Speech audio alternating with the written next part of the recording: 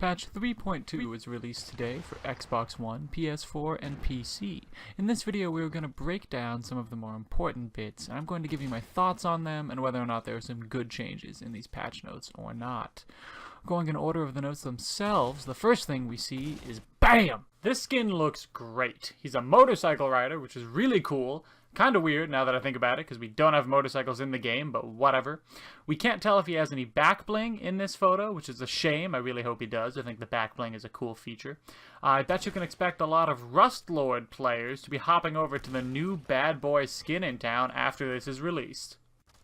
Up next, we've got some anti-cheat being enabled for PC. Good to know Epic takes cheaters seriously. Brazil is getting its own region in Xbox One, so for all of you Brazilian players, good for you guys. And, oh my God! Hallelujah! Hallelujah! Hallelujah! Hallelujah! Our next item on the list is the new limited time mode, which will be featured as 5 teams of 20. Players who play the previous 50 versus 50 mode will find clear similarities. The breakdown of the game mode is as follows. Each team is 5 squads of 4. You can see all teammates at all times on the map. The map shows the total alive for each team. There is an increased chance of chests spawning. There is an increased chance of ammo boxes spawning. Supply drops now drops in batches of 5 instead of 2, and they drop more often. There are also going to be less circles with longer time in between, and the maximum match time has been reduced by 2 minutes. Overall, I am very excited for this mode. It seems like they are taking steps to ensure each player feels like they have a moderate amount of loot instead of running around with a common pistol and 4 bullets. A thing that happened fairly often with 50 versus 50, as your teammates quickly took all the loot, anything they could find. I also like the changes they made to the storm. The longer time in between when the storm moves mean the endgame fights will be just that, fights. Epic is trying to prevent the storm from being the deciding factor in this game mode, and I agree with that. The longer time between the storms means people have time to build epic bases and go to war before they have to move, which is kind of what everyone wants to see. That's what was sold to us in the trailer. We want to see all of our teams coming together to build these sprawling bases and then fighting the other team in their sprawling bases, and I think that this game mode so far is going to be the closest that we are going to get to that.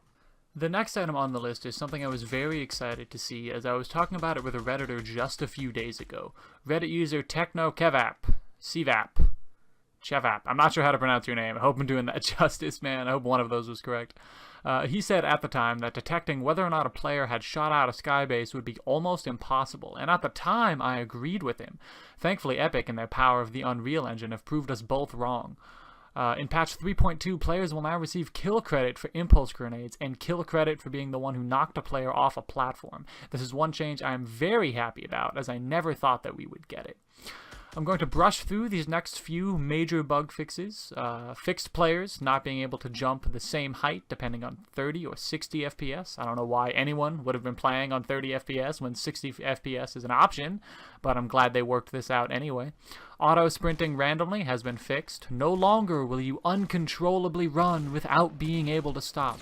The hunting rifle has been fixed. If you can't tell, I'm putting air quotes around that. And the reason why is because you could just call this a buff as well. Previously, the hunting rifle's crosshairs were improperly displayed. This could lead you to having your crosshairs right on a target and still miss. There are numerous clips of Reddit, people lining up a shot on guys who are standing still, they'll shoot and just whiff, even though, according to the crosshairs, there shouldn't be any bloom at all. Hopefully the hunting rifle will be a more usable weapon in the future, and I look forward to getting 360 no-scoped by it all the time. Added an audio cue that will play when a squad mate leaves the bus. This sounds great, as I know when my squad is queuing between matches, everyone gets on their phones or gets some water, and hardly anyone is looking at the screen. Hopefully when people hear this new noise, they can start running back to their chairs in time.